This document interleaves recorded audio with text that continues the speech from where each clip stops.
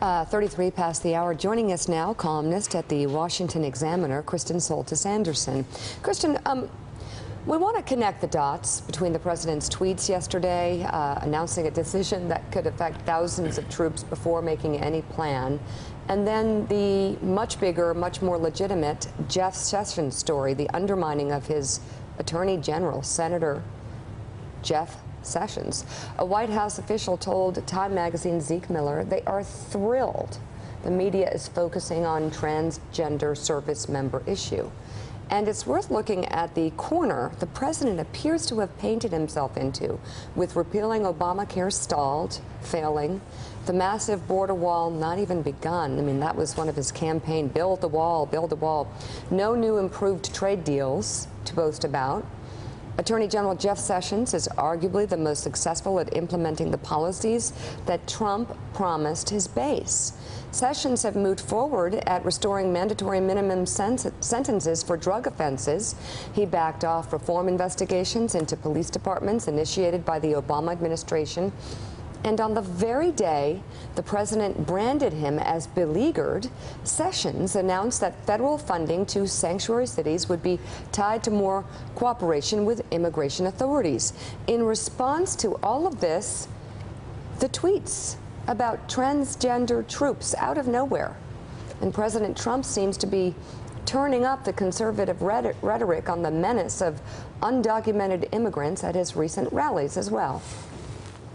You've seen the stories about some of these animals. They don't want to use guns because it's too fast and it's not painful enough.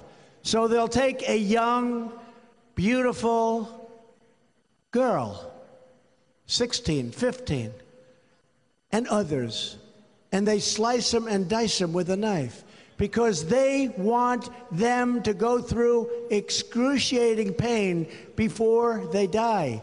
And these are the animals that we've been protecting for so long. Well, they're not being protected any longer, folks. Kristen, I guess first of all, do those dots connect at all from your perspective? Well, it's certainly unusual that the president out of nowhere would pounce on this or create this issue about transgender people in the military. This was an issue that began as a small debate on Capitol Hill about a funding provision, whether the defense budget would pay for certain type of surgeries for transgender servicemen and women. The Pentagon was caught off guard. Right. So setting aside whether you think this is good or bad policy, I think this is bad policy. But what's even worse is that it's bad policy that's being made not for some kind of policy reason, but for what appears to be a political reason. And it's certainly true, as you pointed out, that Jeff Sessions, as Attorney General, has been the most effective cabinet member for implementing Trump's agenda. And in fact, most of the items that Jeff Sessions has gotten implemented are in some way, shape, or form something that divide the Republican Party. Take, for instance, civil asset forfeiture, a big issue that came up in the news last week, giving law enforcement the ability to sort of confiscate assets from people who have not even necessarily been charged or convicted of a crime. This is something that really divides many within the Republican Party, but Jeff Sessions has advanced it. So going after Jeff Sessions really does put Trump in jeopardy with some of the very traditional conservatives that have backed him.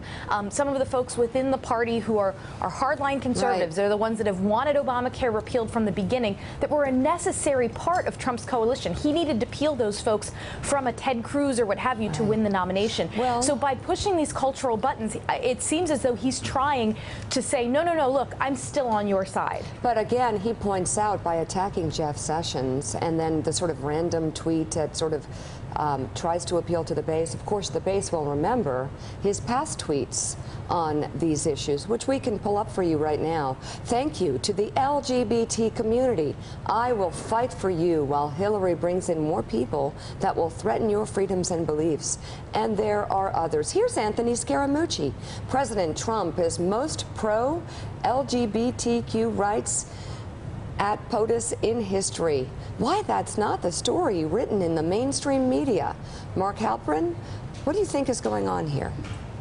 Well, he was extraordinarily pro-gay rights at the Republican convention. Right. And yesterday we saw the prospect of more Trump whiplash.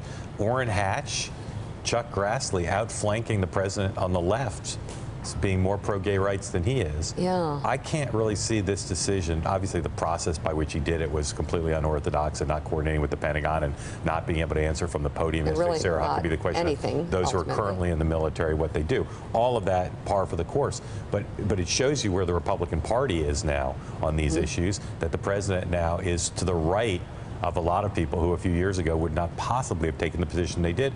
I can't imagine why he's doing it. I cannot imagine. Even as a distraction, it's not particularly effective. Yeah, no, it's pretty weak. Kenneth Starr, the former U.S. Solicitor General who served as independent counsel in the Whitewater investigation, writes in the Washington Post, "Mr. President, please cut it out." Quote, "Mr. President, please cut it out. Tweet to your heart's content, but stop the wildly inappropriate attacks on the Attorney General, an honorable man whom I've known since his days as U.S. Attorney in Alabama. Jeff Sessions has recently become a piñata and one of the most outrageous and profoundly misguided courses of presidential conduct I have witnessed in 5 decades in and around the nation's capital. Mr. President, for the sake of the country and for your own legacy, please listen to the growing chorus of voices who want you to succeed by being faithful to the oath of office that you took on January 20th and by upholding the traditions of a nation of laws, not of men." Carol Lee, it seems he might have misfired just a smidge here. It does, and one of the things that's lost in this obviously very significant spat between the president and one of his earliest supporters and his attorney general is just the breakdown of this long-time tradition of independence of the Department of Justice, and how you have a president who's directing and demanding certain investigations for them to look in, for this attorney general to look into certain things, and that's just not at all how the system is supposed to work. And that is one piece that's kind of diminished in all of this discussion about just the political ramifications and the personal attacks that the president is launching on the attorney general. Is just the breakdown of these institutions. Strange. Let's come back to the transgender issue for a second. Can you imagine you're serving in the U.S. military, you're on the ground in a place like Iraq or Syria, and you learn about this new policy through a tweet? And this was done allegedly in the name of readiness. Can you imagine anything that would more detract from and distract from readiness for the thousands of people in the military who this would directly affect? And no one's obviously thinking of not just about them, but how this would actually be implemented. I mean, or that it's even official policy. This is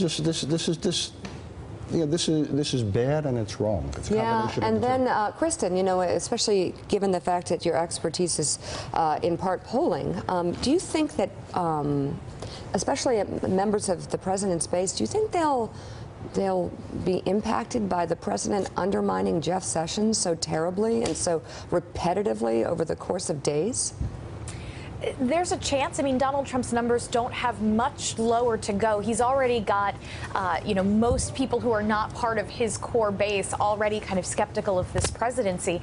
But certainly, if you're going to lose folks, it's the conservative part of the party where he really needs those folks to stay on board. These are folks that in the midterm elections are going to be critical, making sure that they're energized, that they want people in Washington who are going to support this president, help him implement his agenda. And so by doing things like this, going after folks who are very popular with the conservative base of the party, do you risk just adding to the sense that Washington's in total disarray, that none of them can agree or get anything done? And so therefore, why would I, as a conservative, bother turning out in these midterms? Why would I bother sending people to Washington to support this president or support this Congress? More dysfunction, I think, can just breed more disillusionment at exactly the time when conservatives are going to need their base energized to turn out in those midterms. Yeah, it's really confounding. Kristen Soltis Anderson, thank you so much. Thanks for checking out MSNBC on YouTube, and make sure you subscribe to stay up to date on the day's biggest stories. And you can click on any of the videos around us to watch more from Morning Joe and MSNBC. Thanks so much for watching.